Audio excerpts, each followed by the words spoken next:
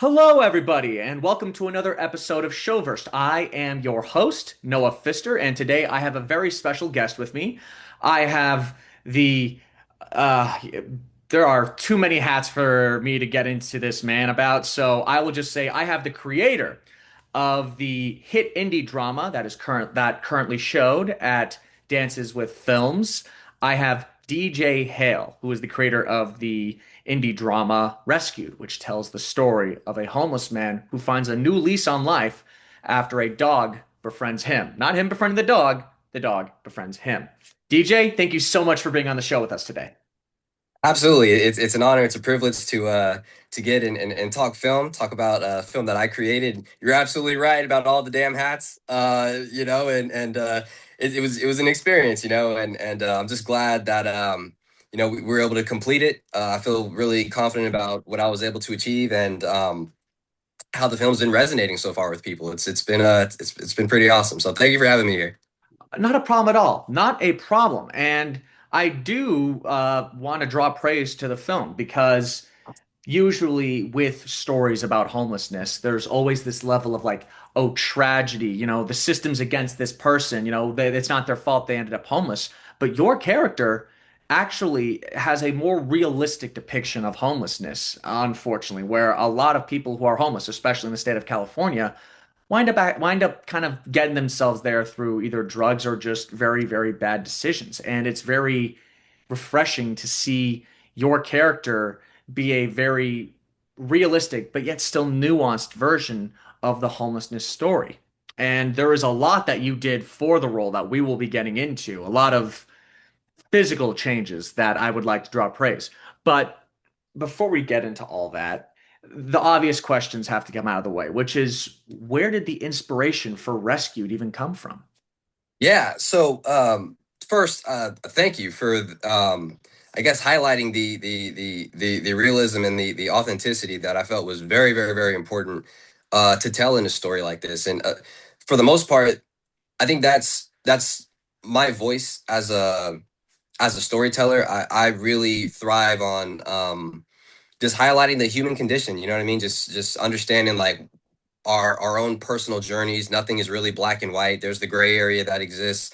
We're all just trying to get by, and all of our situations are different. You know what I mean? And with homelessness, there's no there's no one size fits all approach to this. It can happen in a myriad of ways. Sure, it can be through substance abuse. It can be very very like just self-inflicted wounds and whatnot, and sometimes it's just simply it's very expensive to live out here, and with you are most people are kind of living like on the edge, just making enough to get by, and that's a very dangerous place to exist and live off of, because all it takes is one little speed bump to get you behind. Now you're a week behind. Now you're 2 weeks behind. Now you're 4 weeks behind. Now, now other bills, have to, you can't pay other bills, and you're trying to focus on your rent. But that's just such an egregious number in itself. And now you got to start prioritizing, and all of these different ways, just people just getting, just further down into the abyss. It can happen. These things can happen. We live in a very, for the most part, isolated, comforting bubble where, if you work, you have your job, or you're going to school or whatever, like, your daily tasks are just your daily tasks. You don't ever think that you could be that person that's on the street with that sign, anything helps, any, spare change and all that. Like and I'm guilty of this too. You drive past these people, when they're walking towards you or whatever, it's like they almost become invisible in a way. Or almost like plague like just please, like just stay away. You know what I mean? It's like they've lost. They're the losers, the dregs of society, that they got them here, and now they're just a nuisance. You know what I mean? But not understanding that these were human beings. Everybody here, they had hopes and dreams, and people that they loved and that loved them, and friends, all of these things. just like everybody else. You know what I mean? And it was important to just to make an honest portrayal of a movie, like you said, that's not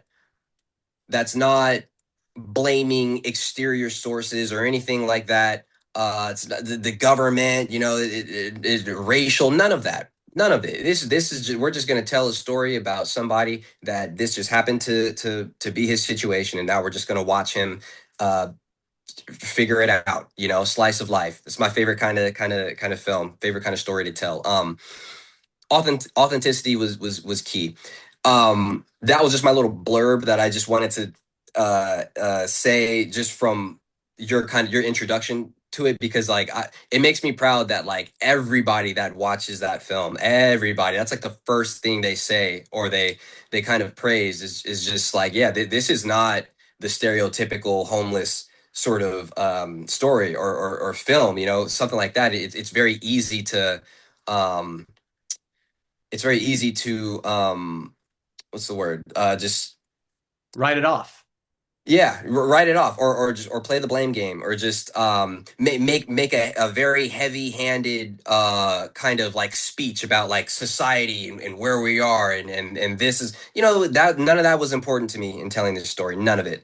I just wanted to tell a story of a guy, and of a guy that yeah, that fell down into the abyss, and he needed a spark to reignite that flame of life, and motivate him again, and it turned out to be a dog, a dog that didn't care that he was homeless. It didn't care that, all of these his bad decisions that he's made in life. It didn't care about none of that. It was just there for him, and that companionship, and that loyalty, and what that did for him personally, and realizing that, well, shoot, I guess I got to take care of this dog if it's not gonna go away, and the bond that it forms, it gave him a sense of purpose, um answering your initial question, because that was just a blurb, which It was a I diatribe. Don't love. worry. Don't worry. Yeah.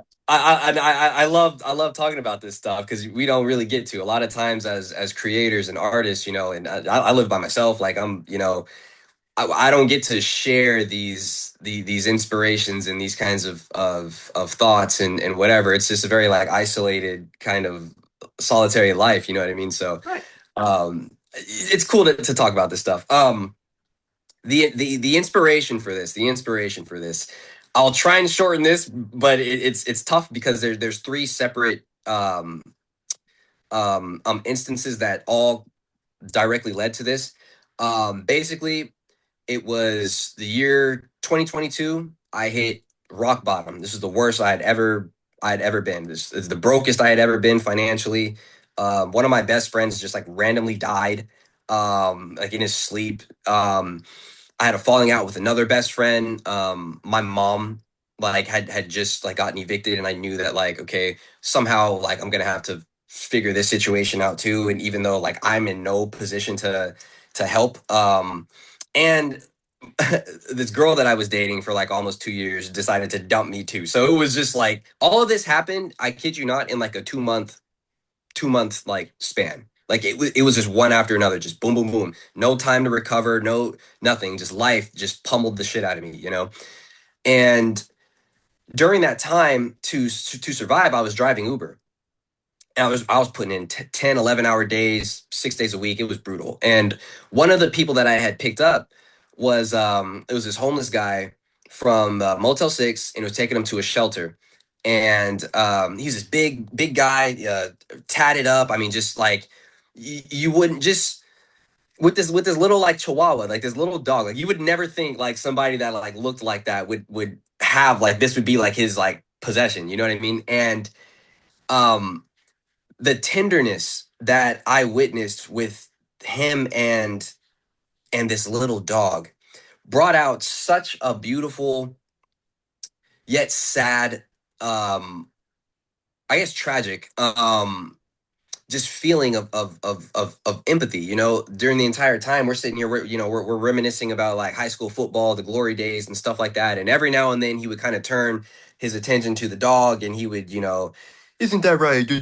Like just the little pet talk that we do with pets, you know, and to see somebody with this kind of exterior who's probably lived a crazy life just from physically like what I'm seeing and um seeing that tender side, that beautiful side, that soft side, if you will, and knowing that like damn, this guy legitimately loves this animal. Like this is probably what is keeping him going.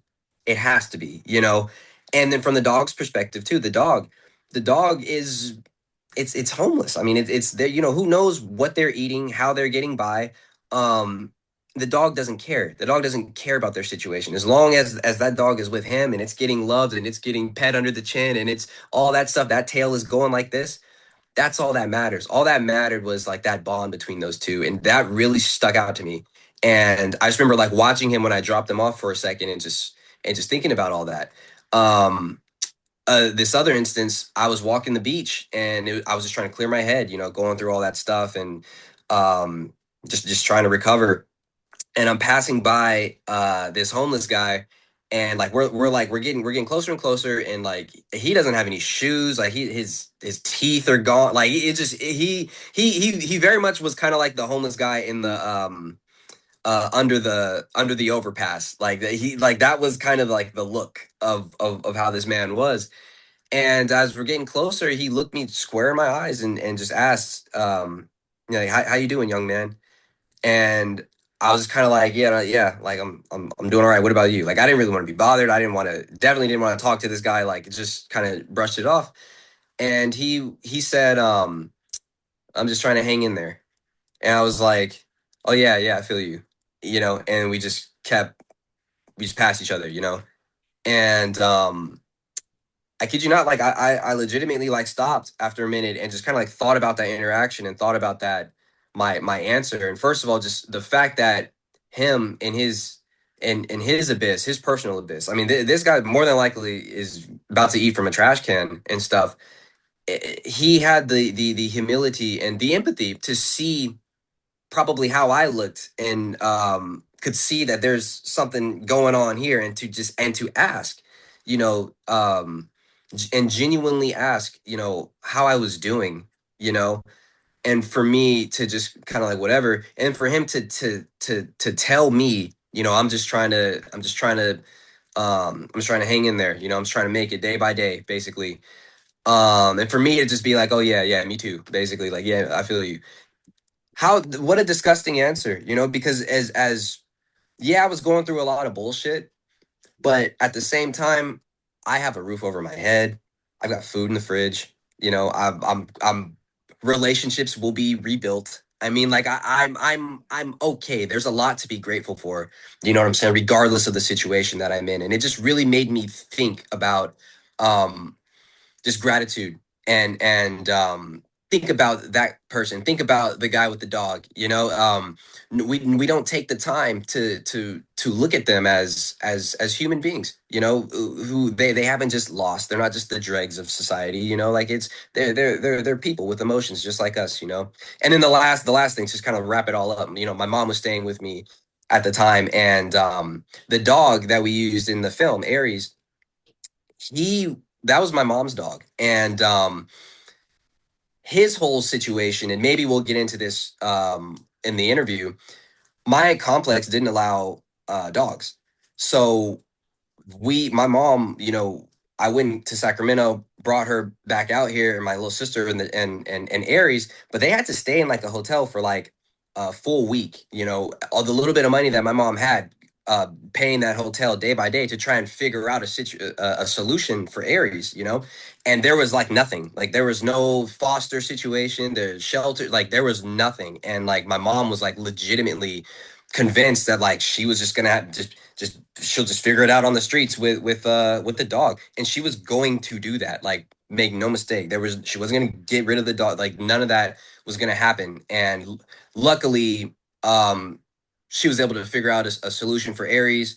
She was able to get back on her feet, living with me for like 6 months, and then got into her own spot, went and got back Aries, and you know, everything worked out, you know. But her unwillingness to part with with this dog, this the family, like her kid, to the point where it was really like I'll figure this shit out on the streets, those three things just kind of those are the building blocks that led to Rescued. And the the encounter on the beach, that I mean that's the particular one. Like right after that is when I walked home and started writing Rescued. So yeah, there's no way to like to blow past all of it, but it's those three instances that like directly led to Rescued. And yeah, it's got to writing. And, one of the big rules of writing is we write what we know. And it's clear that those three had the biggest impact on you when it came to formulating this story for Rescued, which I'm guessing you started writing probably late 2022. Is that correct? Yeah, And, I will admit the level of dedication, but also the level of commitment necessary to tell a story like this is very, I guess it's dedication of titanic proportions, because not only did you get to not only did you have to put on all these multiple hats, which we will get into, there was also a level of dedication that you wanted to put in from yourself, because I'm guessing you were going to act in it from the very get-go, right? absolutely. Yeah. So there's a lot of, thankfully you answered the question, which is where'd you find the dog? It was Aries, which, by the way, very good boy. Um, but one of the big things that I learned about this film was that you kind of changed your body in ways that kind of worked against you. You grew out your hair, both here and here. You grew out your beard. You grew out your fingernails, and you also lost 21 pounds to basically get the gaunt, homeless look. And I don't think I even need to ask. Just explain. Yeah, yeah. I mean, it was for one, it just my style as an actor, I want to be able to relate as much to the character as I possibly can. And so when it's a situation like this where it's like you can do this. You absolutely can. You don't have to go and get a wig and like all that's like that was never even a thought. It was for me to do a story like this, there was no way it was going to happen unless I embodied this not only as just the actor but as the filmmaker, as the director. How can I have an honest voice about something as paramount as homelessness if I don't truly dive into this? You know what I mean? So yeah, as soon as I started writing, I already knew like this is what I was going to do. And during this time, I mean, I was like I was cool. I had short hair. I was clean shaved. I had nice little size on me. I knew that to play this off and not have this be like a pretentious casting. I had to I had to do the physical change. I had to allow myself to look like this, to look as terrible as I could possibly look and still have to engage with people. I was still driving Uber during this entire time. So many people met me while I looked like Tyler as we're getting ready to go into production. I mean, I'm talking just in the workspace. So like Uber. I mean, I'm pulling up to people. They get in my car, they see me, and they quickly pull out their phone and look like, wait a minute, that like all of this is happening. I have to explain myself by why my nails are freaking 9 inches, like all of it. Relationships, I got into like situationships looking like that, because I had to, because life is still moving forward. You know what I mean? So if I see somebody and I'm like, oh shoot, I could either let her pass or just shoot my shot or whatever. I had to do it looking like that, knowing that this can go really bad. This can be very much unprovoked. All of it. I had to experience like what it's like to just really kind of be in that way. Plus, losing the weight. I mean, this was a non-negotiable, right? Because it just Right. makes sense. Like you're going to, these are people who are eating possibly once a day. Who knows where that meal is coming from to begin with. Right. You can't do this looking like just normal or anything. It's just not gonna play well. So No. I had a I would basically eat those packets of it's like a little tuna packet. I'd have three of those a day. I'd have like two or three cups of like black coffee.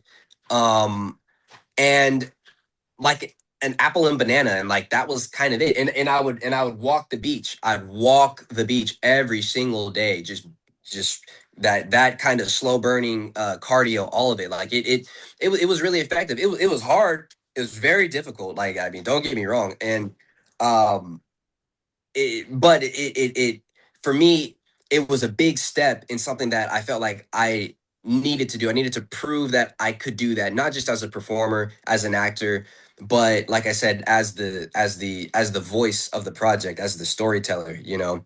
So I mean, I'll give you like an insider thing. I mean, it's not, I guess, not really an insider. Everybody kind of knows it. It's on my Instagram. I highlighted this. I spent a whole day and night um, on the street. And with this, I only took $4 cash. I didn't have my phone. I didn't have my keys. I didn't have anything. I wanted to like really, really, really, really experience like what it was going to be like to be essentially naked, just naked and afraid out there. You know, I had this plan of like, okay, $4.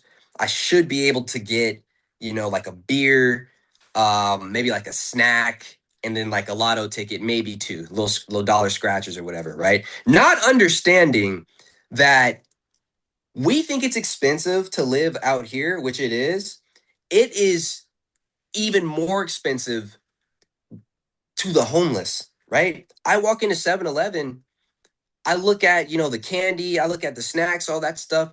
We're talking like 270, 280, $3, this and that. I'm like, damn, like, okay, well, there went that idea of like even just getting a few things. I crack open the beer thing, same deal. A tall can is almost $4, you know, $3. Like, it's just like, holy shit. Um, it made me it made me realize too, like when you give like spare change, you know, like literally spare change, anything helps. It's like, dude, not really. Like if a snack is $3, the 20 cents that you gave this person is it's really it's nothing. I never had that sense of understanding. That never even occurred to me that like that was a thing. You know what I mean? So long story short, I chose beer. I was like, well, shit, I might as well just get a buzz if I'm gonna, you know, if I'm gonna do this, you know. Spent $4 on the beer, chugged it. Great. I had no sense of time because I didn't have my phone on me. I didn't have anything. I just kind of walked around and meandered, and it was a very, very, very interesting. Um, the sense of the I was gonna say the sense of awareness, but I guess the lack of awareness is better because when you don't have a concept of time, you don't have a kind of trajectory of like where you're going or where you want to go or where anything. You're just out and you're just kind of just meandering or whatever. Life becomes very, very, very, very different very fast. It's a radical change, you know? And I had to also keep in the back of my head that like I do have a house, I do have all these things. At any point in time, I can say, okay, experiment done, go home. But I didn't want to do that. I wanted to really, really, really experience what it was going to be like once I started yawning. And now I'm tired. And now I'm looking around and it's unsafe. I don't know like who these I don't know nothing like, you know, or my stomach starts growling. There's no way I can eat. I can't eat. Am I going to dig through a trash can? No. I'm not going to do that. But I get how you go a few days and that's kind of been your situation. Oh yeah. I see how that lid gets popped open and you see the half-eaten pizza slice and you're just like fuck it and you eat it. You know what I mean? Like I saw how all of that happened. I saw just walking how people would kind of look at me and would kind of meander a little bit off to the side. You know, like I got to I got to have a, like just a little spoonful of like what this shit was like trying to sleep. You know, I spent that night on the beach, man, and like I remember walking and coming to a lifeguard tower, and there was a person that was sleeping underneath it. And by this point in time, once again, I didn't know what time it was. I just knew I was fucking tired and I was hungry and I was cold and I didn't know how long I was gonna keep doing this for, but I needed to sit and I needed to have a sense of security, you know?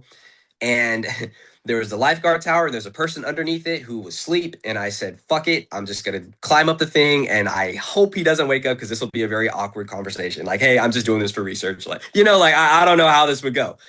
Um, ooh, one second.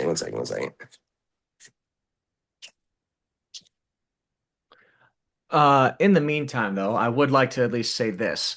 I was wondering if you actually interviewed homeless people on the street to try and get a sense of inspiration and a sense of guidance when it came to actually, writing and making sure that this was as real as humanly possible. But from looks like my understanding, you just straight up said, "Fuck it, I'll do it myself," and then was like, I mean, I will say it's worth it because Tyler is your performance is deeply personal. It's very real, very raw, and even then, there is a couple scenes that are, for lack of a better term, revealing. And it's very personable. And I must give you some level of praise for your dedication to this role, even if I do think you're a little batshit crazy and went a little overboard for it. But at the same time, who am I to judge? The performance on screen speaks for itself. It is a phenomenal performance that I find myself connecting with and getting choked up about. And I I I do want to know, at least now we've gotten to the psyche. We've gotten into the elements of what it took for you to get to that level. And apologies for cutting you off on that front, at least. But we now have seen your dedication as an actor, as a true artist. However, this was all shot in LA. That which, by the way, for those of you watching, if you're wondering, I can probably get like a $50 film permit, and I get no, a film permit in LA is fucking expensive. It is it. Yeah. We're talking at least 1 grand, maybe $1,500. So I am guessing. Correct me if I'm wrong. You just went full gorilla when it came to shooting on the streets, correct? Oh yeah, it was Gorilla. It was shoestring budget, Gorilla. We're into the flames. We've got luckily, we shot this whole thing in Long Beach. Long Beach was is a very giving community, probably because there's not a lot of stuff like that happens out here, not a lot of artists, or I should say filmmakers. So they were just really, really supportive of this film and they we didn't impose on their businesses. We didn't do it. We nothing. They just they let us handle it. So, in terms of all of the interior stuff, I can't I can't thank them enough. The business owners, every single one of them. As far as like the streets and all the exterior stuff, yeah, man, it was fire watch. We need somebody just kind of like monitoring the situation, making sure. Yeah. We're downtown Long Beach. I mean, it was yeah, it was that. It was exactly what you're talking about, man. It was some heavy duty. It was true indie filmmaking. That's what it was. And as I always like bringing up the conversation that I had with Bruce Campbell, because it really was one of the most eye-opening things that I ever did, which was I'm like, I want to be a filmmaker, and he's just like, well, why not? Go do it. And I'm like, what do you mean? He's like, literally me and like 5 other assholes went to the forest and shot a horror movie. He's like, find your group of assholes and just run and gun it, There ain't nothing stopping you. And Yeah. I do believe when it comes to the indie scene, that is where I love watching filmmakers flourish because when you have a literal ham and cheese sandwich as your budget, you get the most creative with that ham and cheese sandwich. And to hear that you were basically running and gunning, at least for a lot of the exterior shots, does give me a sense of pride because I'm like, damn, you really just went and you're just like, all right, we got about 15 minutes before the cops show up or before we get kicked out. Let's run this shit.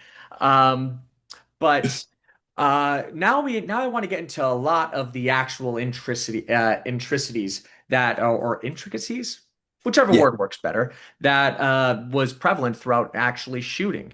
And that includes working with some rather big name actors. You had Michael Anthony Stone, and on top of that, you had Lindsay Shaw of the Yeah. Texas Classified School Survival Guide and Big Little Lies fame.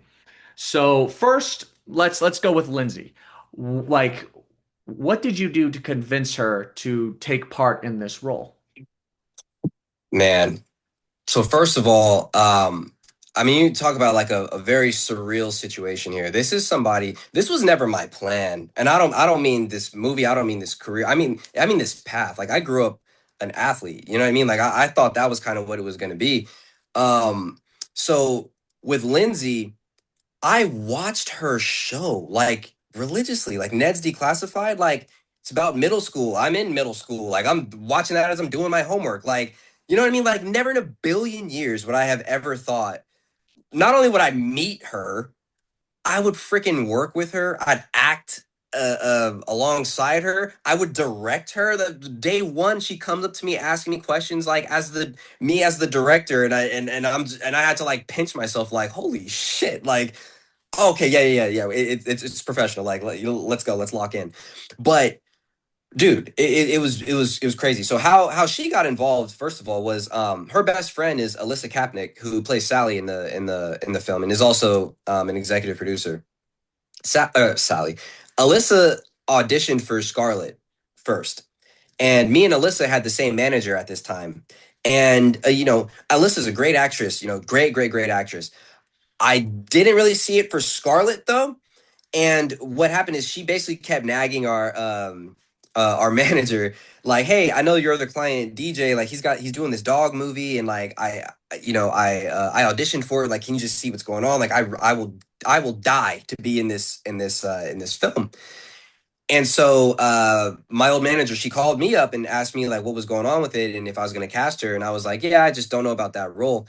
And she's the one that was like, "Well, her best friend is Lindsay Shaw. Do you know who that is?"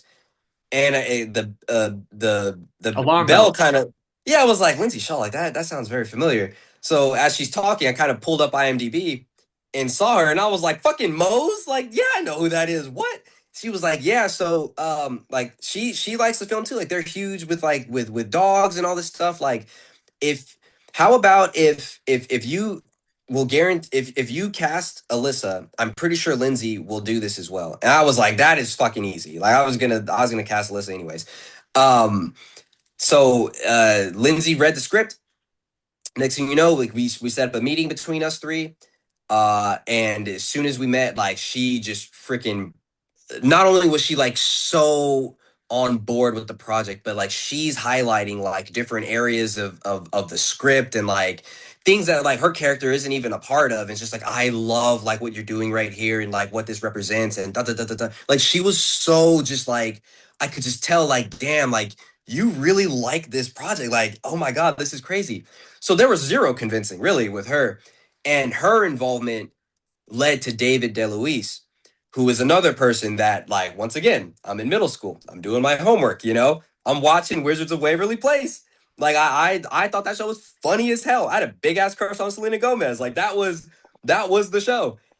She was like, yeah, he's like, I'm pretty cool with him. I think if you haven't cast this Kirby character, I would love to bring this to him. Like, what do you think about that?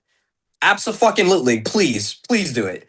And sure enough, she sends him the script. He calls me and is just like, yeah, I love this, and like I'm down, and that was that.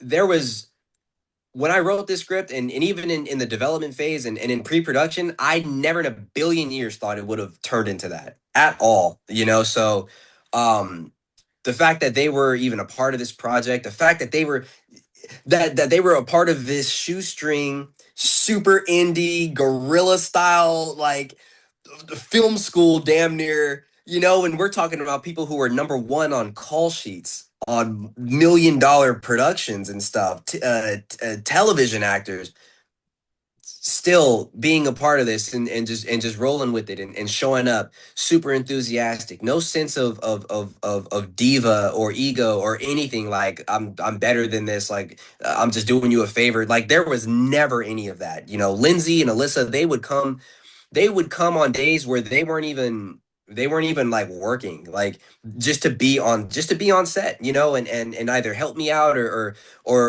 just have it like another sense of eyes for me personally and just hang out. Like I couldn't I love those girls, man, and David too. So yeah, to answer your question, like I guess the script was the convincing. But I mean, hell, you must have had one hell of a good script. I mean, we also have proof in form of your movie that proves that as such. But there is one specific performance that I would like to highlight. I mean, Lindsay, if you're watching this, uh, hi. I like doing Ned's Disclassified. I had a crush on you, but that's neither here nor there. But there is one specific performance, and here's the thing: it's the other side of the whole homeless thing that we were talking about earlier.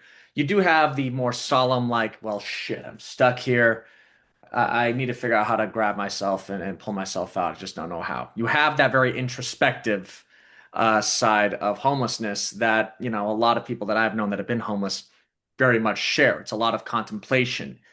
And then there's the other side, which is just like going absolutely fucking nuts because they're on so many substances that are contradicting one another that it's that they're basically just a human bomb ready to go off. And I would like to highlight TK Richardson and his performance because before we started, for those of you watching, before we started rolling, I had a brief conversation with DJ about him, and now we're bringing it up again because I straight up thought you just went up to like a guy and said, "Hey, here's 15 bucks. Just say some shit and we'll put it on camera." No, he is a legitimate actor with an extensive television background, and I would not have known that watching this fucking movie because literally he's preaching gospel and he's just rolling back and forth, shaking, and it is a grotesquely believable performance. And I just tell me a bit about that. He's in the movie for like this amount of time, but he just nails it so well. So please elaborate on that. Yeah, man, that makes me really happy. That makes my heart sing to hear the praise for TK. This is one of my favorite actors that I've ever worked with. He was in my very first short film that I ever wrote, directed, did all this stuff, the same stuff too. Um, and I believe he was just getting started with his career back then too. That might have been his very first credit, and I knew from just the how he auditioned. I'm not gonna get too into it because it's kind of wild, but like it was just like, oh, this guy, there's something here. Like, all right, cool. And to follow his career and see him book these co-star roles, these guest star roles in television, major networks, man. We're talking Snowfall, we're talking SWAT. I mean, like the guy is just going. He's one of my favorite guys, and I have so much to say about his involvement in this project because it is the wildest thing ever. And his performance, the fact that you love it so much, you have to understand that he is responsible for like 99% of it. I just gave him like a kernel of something to work with, and then he showed up, and what you see is what you get. So get this. Another actor too, Marcus Buford, the actor that plays the character E. He's the other homeless guy. All him and TK were in my first short film, the same one, and it was his first thing too. When I was writing Rescued, they were cast immediately before I even finished the script. As soon as I got to E's part, which he comes like in the beginning of the film, I already knew like, okay, well that's Marcus. Like I can write with Marcus intact, and that's just gonna be it. With TK, he was cast as soon as I actually um figured out the pet store employees, the salon people, right? He was actually cast as the character Anthony. And what ended up happening was first of all, I revised this script has like 9 revisions. Like I went through this script just yeah. And when it came down to the locations, you know, at first, and it might still be written this way in the script, the pet salon was more of a like Petco. It was more of a PetSmart. It was just like a convenience store that just sold pet things. You know what I mean? But that became impossible to actually like book for the film. And so when when I made the pivot to go from like a pet convenience store to like a grooming salon, and we locked that in, and I was like, okay, I actually do like how this kind of changes the film and the scope of everything. I had to look back at the employees, and I fell on Anthony's character, and I was just like, TK can do this. He totally can do this. I mean, he can do whatever. But I just there might be like a better actor that can not better actor in terms of talent, but just a Suitable actor, better a more suitable a actor. more suitable yes, yes, just for this particular character. And I remember texting TK and just telling him like, hey, so I'm actually not gonna have you play Anthony. I don't know what I'm gonna have you play, but like I promise you, dude, this is my first feature film. There's no way you're not going to be in this. Just let me think about this. And he was like, yeah, no problem, whatever. So fast forward, I don't I don't talk to TK for months because now like everything's cast and we're rock solid in the development phase, and now it's pre-production. We're getting ready, we literally I shit you not, man. I shit you not. This was I believe it was 2 days before we started shooting. 2 days before we started shooting, I'm at a gas station. I pull into a gas station. I hop out of my car. This homeless guy approaches me, and the first thing he says is, uh, he's like, "Good morning, young brother. God loves you, and so do I. And I just want to let you know, da da da da, da, and if you got some spare change, I really appreciate it." And that for whatever reason that stuck out that it's like he had this whole kind of blurb, like a whole introduction, like all right, it's like copy and paste, right? Because I heard him do it to somebody else, and then when he came to me it was the same thing, God loves you and so do I, and da da da da da.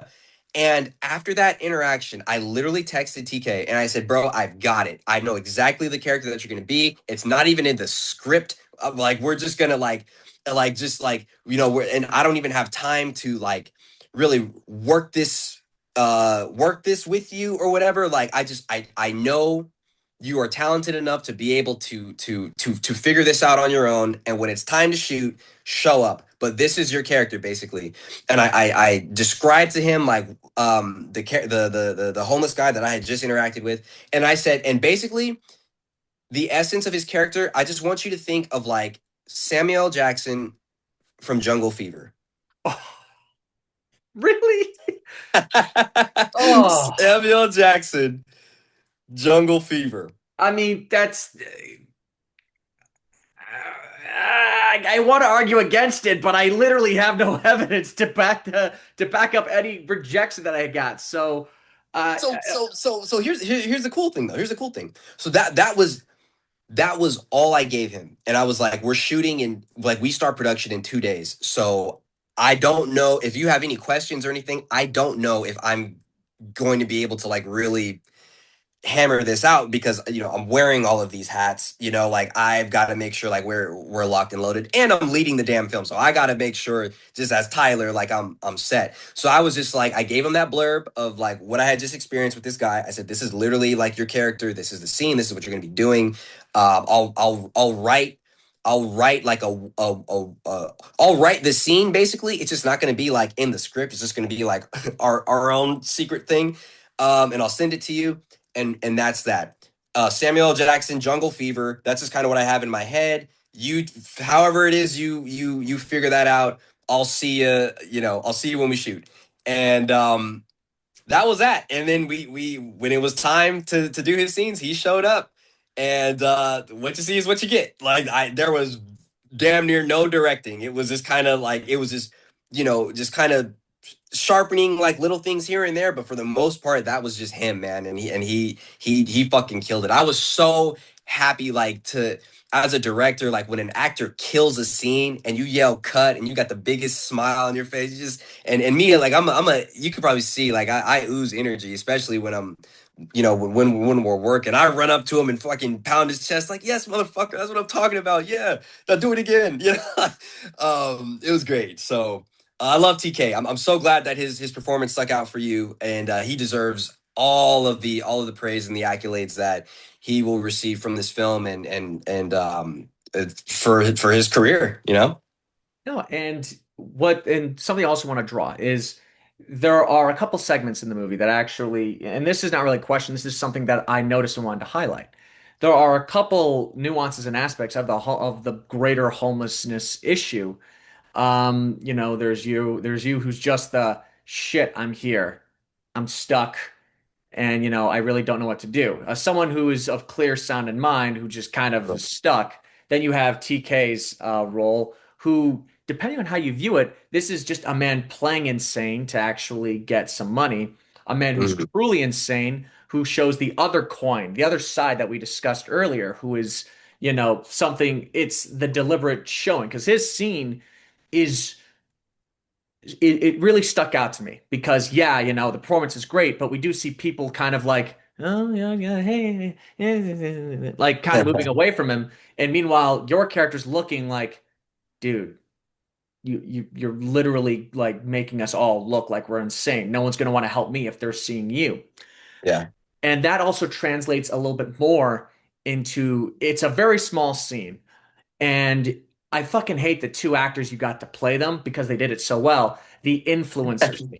For those of you watching, there's a scene where they're like, "Hey, can we record you giving you $10 so we can like look good about ourselves?" And the way that this is the part where I'm just like, you must like we'll get into actually not the ghost directing, but your DP and your first AD who, sometimes have to step in when the actor is directing, but we'll get into that.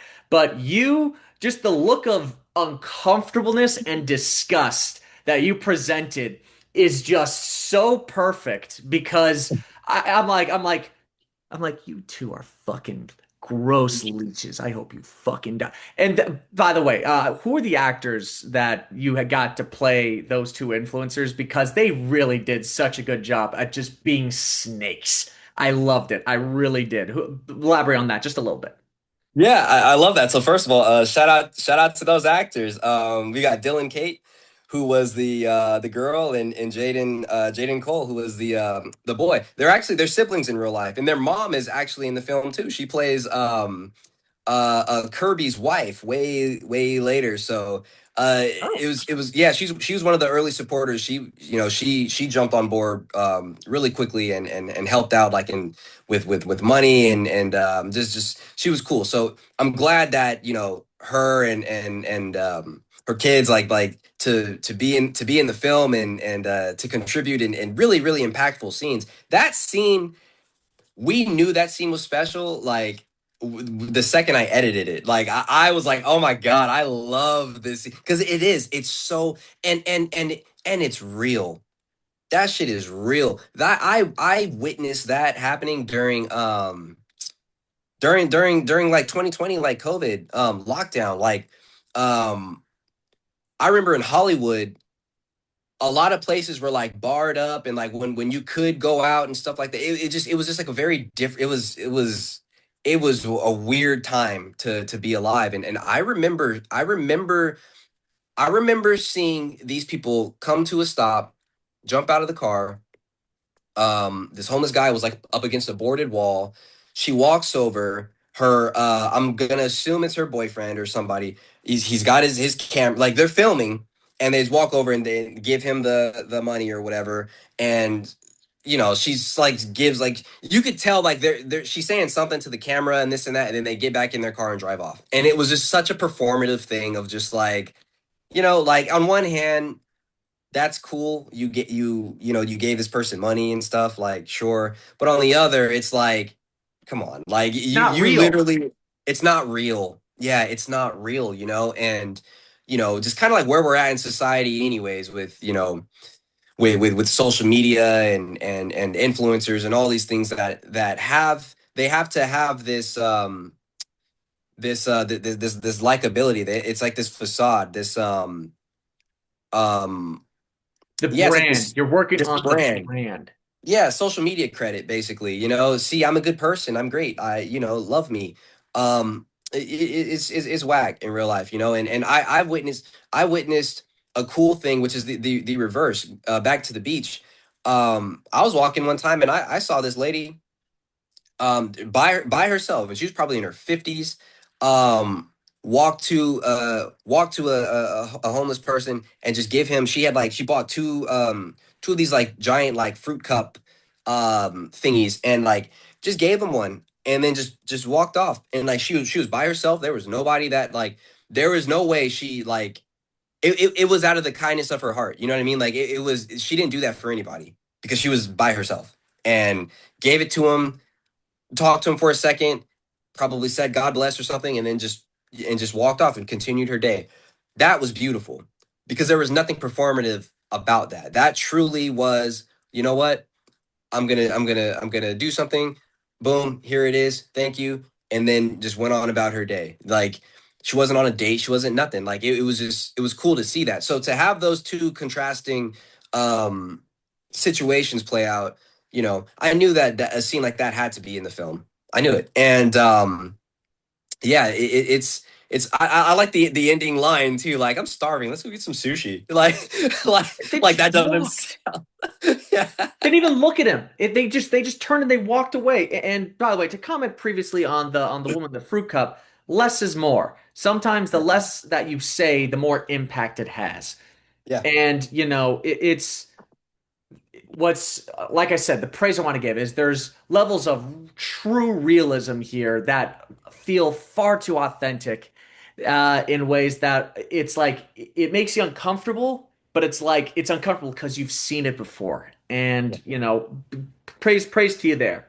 Now, this next section, where it's really more transitioning over well, sorry, let me go back just a half a second. I wanted to bring up you working with Aries, but at the same time, it's your dog, it's your mom's dog, it's you, so it's like, hey, sit, stay, do that. And it's like there's not really, oh, I feel like there is a little bit of, Oh, oh yeah, no, no, no. all right, then you know what, go into it. Yeah. So first off, Aries did pass away earlier this year. Yes. Um, and it's a beautiful thing that we got to immortalize him in this way, and especially for my mom to always have this. I mean, the poster shot is just such a beautiful picture. I mean, there is just so many beautiful moments of Aries, of just this majestic chunky Doberman that just makes people smile. He really, I couldn't have imagined doing this project like with a different dog. Like I can't, like he was supposed to do this. Everything that I talked about earlier with like his whole odyssey and my mom having to send him off, like, and all of it. It's like he wound up back here damn near to complete the mission. It was just to be in this film. Like I truly, we all believe that. Just the way that everything happened. Going now to answer your question, um, Aries. It was a challenge. Oh, It was a challenge. It was. He is a very headstrong dog. Okay. the When Doberman. he, yeah, yeah. When he wanted to cooperate, he was absolutely awesome, and we were in and out with his shots and his takes, and okay, cool. When he did not, when he would have his diva moments, it was like, oh shoot, okay, um, we got to figure this out, and I knew that the biggest challenge of this film, for one, was definitely going to be that aspect of it, working with a dog that's not necessarily an actor dog, and figuring this out on the fly because he's essentially the second lead. He's in as much shots as I am, basically. So me and my DP Keelan. and also Mason, who was second unit. You know, we had to really figure out his shooting mannerisms and adapt on the fly, like every time. And I knew that a large part of his character was going to be built in the editing room. I just needed him to give me a lot to play with, um, and he certainly did. He certainly did. You know, like there was so many, there's just so much footage, you know. The cool thing about it too was it was the ultimate test at adaptability, you know, from a directing standpoint, because we would do scenes, and if he's standing one way, but then he gets into his like, okay, I'm done being in this pose, and then he lays down. Well, now we got to kind of morph everything from that point on to like now it's everything has to make sense of like the dog and laying down, and you know, whether that was editing or whether that was continuing the different shots on the shot list, but just having to adapt. Like, well, shit. Well, now we got to kind of change the way lighting is, and got to, you know, whatever. Um, but just an ultimate test. You know what I mean? And it was yeah, it was cool. It was difficult, but we figured it out. And like I couldn't be more proud of not only just what the end result was, but just the experience too. And having that for my mom, and having and that bond of me and Aries grow tremendously closer from this film. Because this is my mom's dog. It wasn't necessarily mine, you know. I always just kind of like just kind of tolerated him. Like I didn't really, you know, like, but having spent that much time and doing all these things, and seeing just man, just that powerful fucking bond and love just between a human and an animal that we are capable of developing and seeing it play out in real time, you know, and seeing the look on my mom's face when Aries would do something good, and she's just in tears, just like, oh, just oh, yes, just like all of it. Like it was always so fucking cool and so just really rewarding, you know, just a really rewarding experience. And I'm so grateful that, you know, everything played out in the way that it did, you know, with him to end up as Angel in this film. And you know, I just I'm forever grateful, man. I'm forever grateful of that Doberman, you know. No, it sounds like a really cathartic experience just in general to work with Ares and to see him immortalized as this truly wonderful character. But not to move along a little too quickly from this, but there is something I wanted to at least address as we get towards, more of the latter half of this interview and a lot of the more intricate aspects that I actually wanted to sort of get into. And that is, you brought up your DP, Keelan, and you do wear multiple hats, which don't worry, I will get into that. But you, as an actor, you essentially have to your job is to deliver a performance. However, that being said, it's hard to direct yourself if you're not either looking at a view or like a monitor to try and get a relative mindset as to what works and what's not working. And from a lot of experience that I've had looking into this, whether it be talking with other actor, writer, directors, or watching Ben Affleck talk about it, there's a lot of faith that goes not only into your DP, who, by the way, is Keelan Carothers. Yeah, Carothers? Oh, how do you pronounce yeah. it? I think it's the latter. I never actually have said his last name out loud. I'm almost positive it's the latter, though. Oh, okay. So Keelan Carothers, as well as your first AD, Dominic Smith. So what I want to know is what sort of relationship did you have that sort of relationship where you're just like you're looking to them, you're like, hey, is the shot good, or like did it flow well? Was there like when you were like acting out your scenes to try and like figure out if it was working, if it was not working, what kind of relationship did you have with them? And was it similar to what I described about like you as an actor and director having faith in them, or was it just kind of like you all kind of just went along and did your stuff regardless of that complex relationship, at least from your perspective?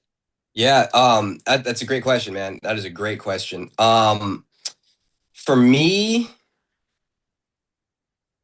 I knew that I had a tremendous sense of trust in Keelan for one. He just from in the when we were going over the shot list and stuff like that, he really did a good job to really try and see like my vision. Like I'm going to set this up exactly as as you're seeing it in your head. Like you need to just tell me, what do you want? What kind of feeling? I'm looking at the script too, and I'm, we had to be like pretty much like symbiotic in a way. You know what I mean? And because of what you just said, yeah, when I'm in front of the camera, I have to be Tyler, especially if there's nobody else in the scene, you know. So and Keelan showcase. This was my first time working with him, by the way, and from day one, he showed a tremendous level of not only just leadership with the camera team and everybody, but his execution and his adaptability with what I would kind of give him. Like once he kind of understood. So we had this thing. One of my favorite movies, the best indie movie that I've ever, in my opinion at least, is it's this movie on Netflix and it's called White Girl. And I had him watch White Girl before we started filming, and I said, "Listen, this is essentially the visual aesthetic that I see for Rescued. White Girl is basically this this white girl moves from the Midwest to New York City, starts dating this like Puerto Rican drug dealer, and then just gets caught up in like a bunch of his bullshit. Like that's literally it, just slice of life kind of movie. And the way that they shoot it, it's so intimate. It's handheld 100% of the time, which is basically just like ours as well. And seeing like the camera breathe and stuff like that, like on the shoulders of the DP and stuff. It to me, it's like you're right there. Like the camera is like you. Like we're chilling with these people too. And telling a story like Rescued, where I wanted it to be authentic, I wanted it to be very grounded and stuff like that. That was a no brainer to me. And so there were certain things that would happen like on the first couple days of filming where I would have him kind of change up something that he had in mind to kind of fit what I wanted. And it could be something just kind of like a zooming in or like a just dynamic camera movement here and there. If something happens, one of my favorite things that he did is actually when Tyler steals the money and he's running and then he like hides and like he's counting the money and then the money drops and we just see the camera just getting closer and closer and closer and closer and closer and that was all just kind of him just reacting on the fly and just kind of like using his instincts. Like he displayed a tremendous sense of instinctual like I don't know, superiority, that just let me know, like, all right, I don't even need to worry about how this is going to look, how it's going to turn out. I know Keelan's got it. So that level of trust and having that trust in myself too as an actor, that was the biggest thing that I had to have, when you're wearing all of these hats, directing and acting and stuff like that at the same time, you can't have any doubt that you're not the best person to be doing this right now, to have this character, because you could have cast somebody else, you could have, but the fact that you believe you can do this when you show up, you better fucking be that person. You better be Tyler. Like you better, not only do you need to make sure that you live and you feel everything that you need to feel, but just from a technical standpoint as an actor, and we're making a movie here, understanding, where the camera is, what lens we have on, what like all of these different things, everything is firing off, your brain while this is happening, and to be able to be able to lock in on a certain thing, if it's just performance, and just have faith that your DP's got it. There's not going to be he's not, if your fucking eye twitched, and you know what, that might have created some sort of, I don't know, tension in the scene or whatever, he's got it. Or if you drink from a mug, and he kind of tilts up and kind of follows you with it, he's on it, Um, so yeah, I think just having a great sense of trust in Keelan, and then also in my producing partner, Dominique Smith, who's my first AD. he's been doing this from the beginning with me. So we're already like this, you know, and that's my best friend. And knowing that he's everything's under control. I don't need to really worry about anything else. I don't need to worry about catering. I don't need to worry about, you know, like location, time. It's all people checking in and getting into wardrobe and makeup. Like all of that is fine. I can just exist in front of the camera right now. Or if um if I'm directing or whatever, I can just focus on that, you know. So I think that's true. I think for any filmmaker, you know, who's going to do this, who's going to do the director, the actor, all of that, you know, you need to have a tremendous sense of faith and belief in your DP and your first AD. And I would also argue your sound recorder too. Because they got to have good instincts too, and shout out to Eddie. You know, that was our sound recorder, because even giving him carte blanche, I've been on sets with certain sound recorders who a plane could be going off or there could be some chatter or whatever, and they are afraid to kind of stop a scene, you know, midway and just be like, hey, you know, there's I'm picking up some other things. They'll just let it go, you know, because they don't want to like step on like toes or whatever. They don't And want for to me be it's that just, guy. yeah, and for me it's like, look, I would rather restart a scene or pick up or just hold and then just pick back up than fucking be in the editing room and I'm watching and I'm putting together a great scene. I'm like, oh, this is awesome. And then all of a sudden there's some crazy sound discrepancy and it's like, oh, I can't even use this anymore. What the hell? You know? So that too. And just letting everybody know, like, hey, I'm the captain of the ship, but also all input is necessary and needed and desired. You know, if you feel like you've got a better way to do this, express it, you know, and we'll hold camp and we'll figure it out, you know, and just I think just letting people have that sense of freedom in a way to just do what they do and trust that I support it, you know. I might not, you know, I might say like, no, I like my way better, but you can at least, you know, you at least have the freedom in my sets to raise your hand, if you will, and be like, well, what about this, you know. So yeah, hopefully that answered your question. No, it more than did. And I do like to, one, it shows a level of maturity that you're able to put ego aside and put faith in your team and the people around you.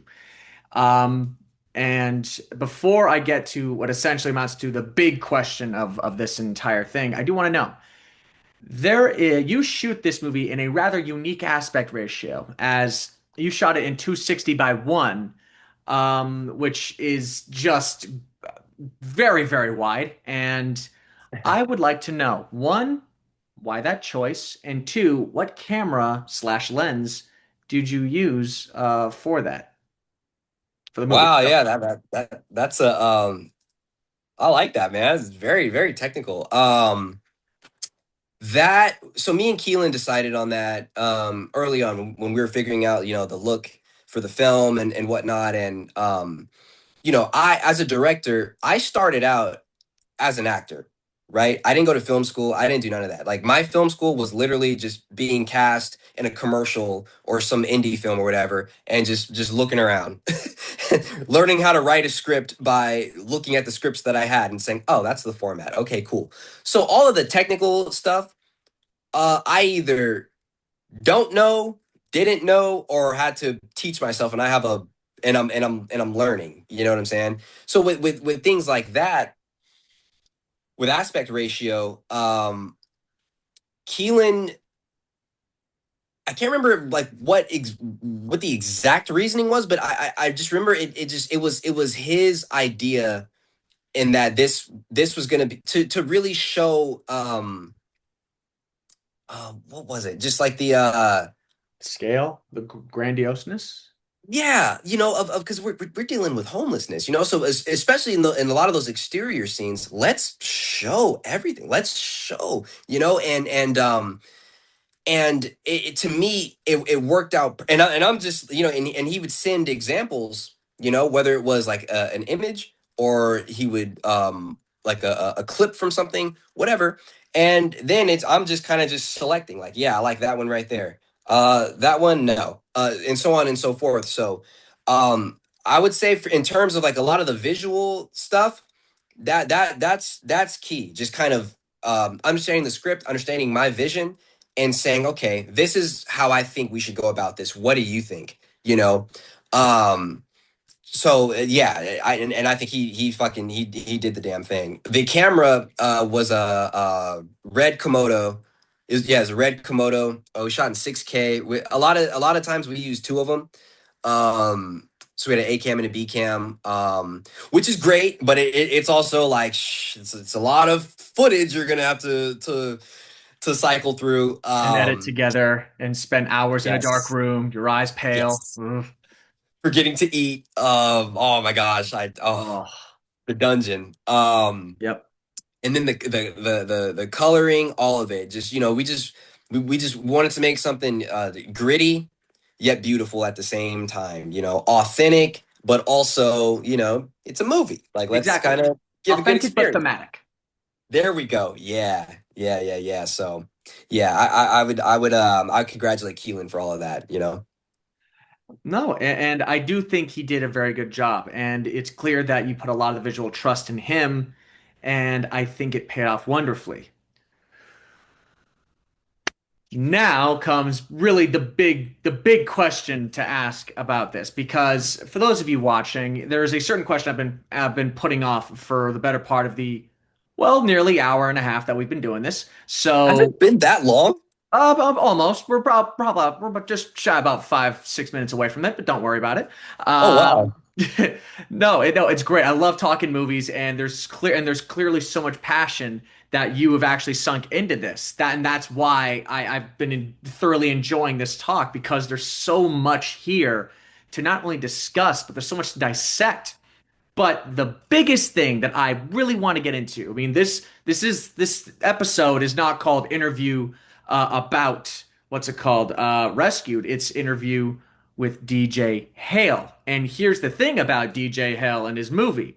DJ Hale nearly broke his fucking neck because he was not only the writer, the director, he was also the actor, the producer. He edited the thing. He was also the unit production manager and most likely the caterer at some point. So at this point, so you're wearing like 6 7 different hats, and yes, that comes with the territory of being an indie filmmaker. You don't have the money to, or even the resources to bring about people to do those jobs.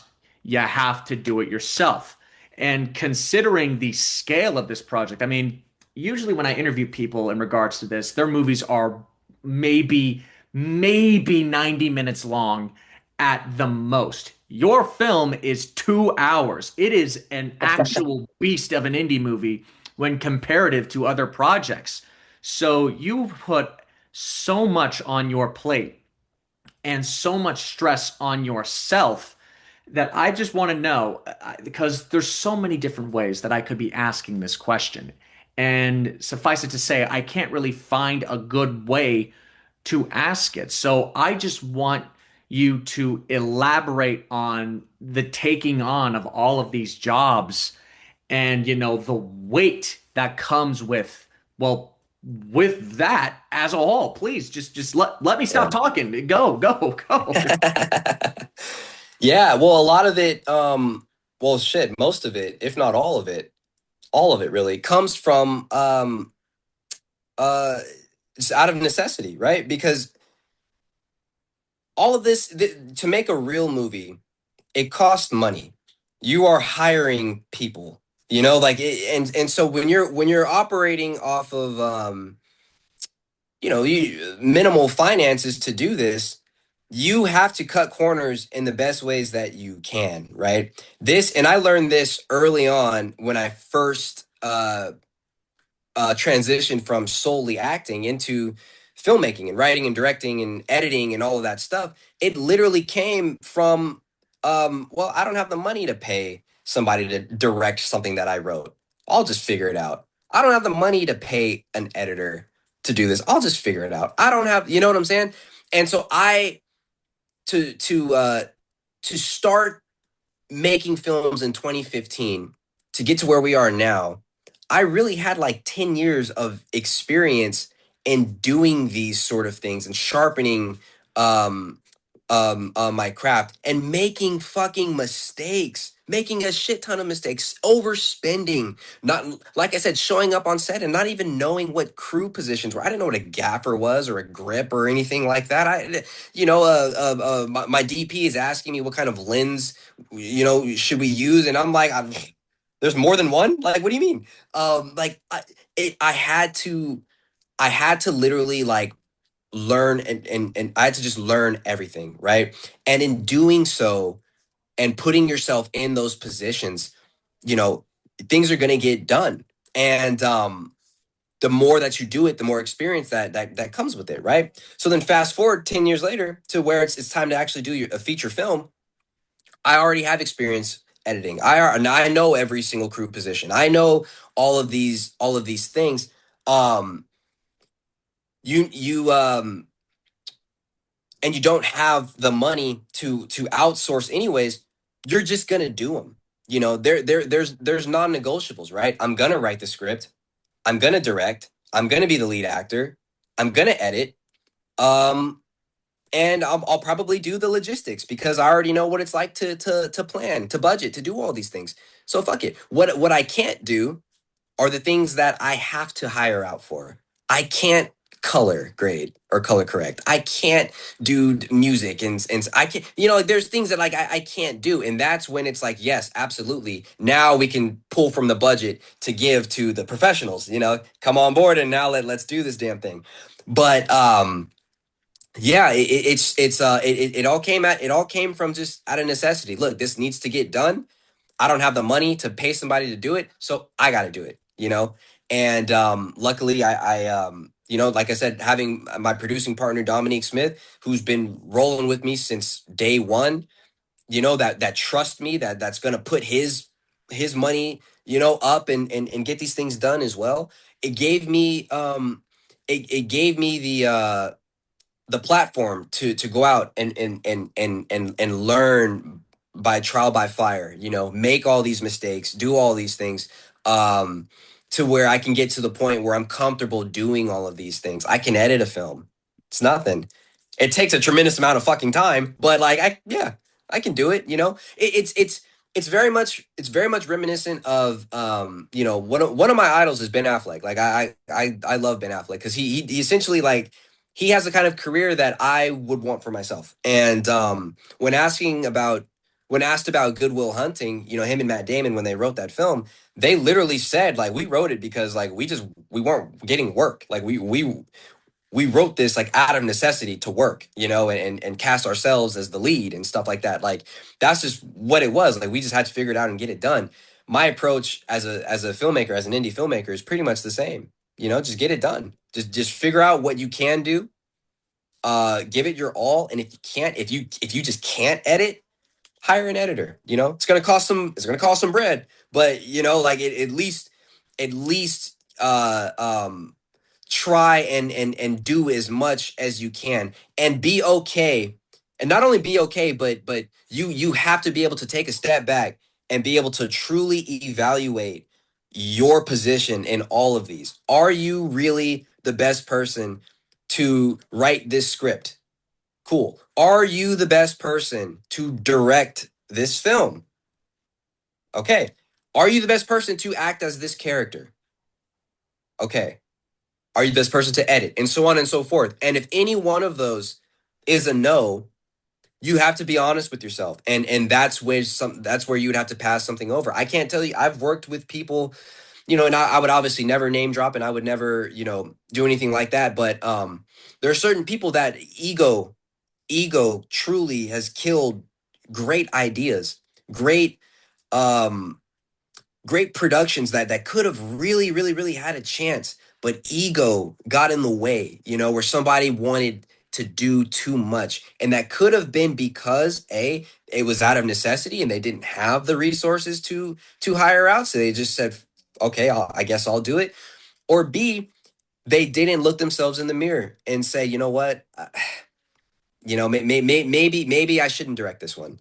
Maybe I shouldn't cast myself as a lead. Maybe I shouldn't, whatever. You know what I mean? So it's just it's a fine line. It's a fine line. But I think I think to really wrap everything up, it's just you just got to be you just you have to be as prepared as possible and have just an indomitable belief in yourself that like you can do it. You're the one for the job. You can do it. So yeah, I mean that's do what you can, hire what you can. That's basically how I'd sum it up. And I think it also goes back to certain levels of trust that you need to have, not just with other people, but within yourself. Yes, the answer was definitely one that I expected. A lot of things do come out of necessity. Creative comes out of necessity for getting the job done, but also having a lack of budget. Yeah. And overall, considering the film turned out more than what probably could have been, I think speaks to level of skill, ego, and faith within your capabilities.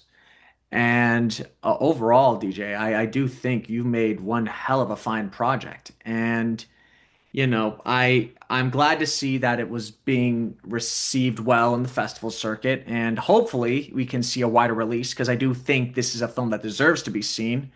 Um, and I would love, oh, by the way, for those of you wondering, information about the film as well as other such links will be in the link in the description below. Please feel free to check it out. I do think it's well worth at least looking into. And if and when the film does receive a wider release, it will be in the description as well. But, and I've been loving making these sort of half jokes. Um, as much as I'd like to think of myself as a journalist or a filmmaker, I am first and foremost an audience member. And unfortunately, I have been satiated for only a brief time. Now I want more. Gimme, gimme, gimme, gimme, gimme, gimme, gimme. I'm a hoarder. I want more. I am a fat, fat dude. Give me more. What is the next project from DJ Hale that we can expect, whether it be something further down the pipeline or literally in about, I don't know, 2 minutes from now? Elaborate on that. Yeah, I'm really, really, really excited about this next one. I would say I'm about 75% done with the script, and it's something totally, totally different, such a different tone.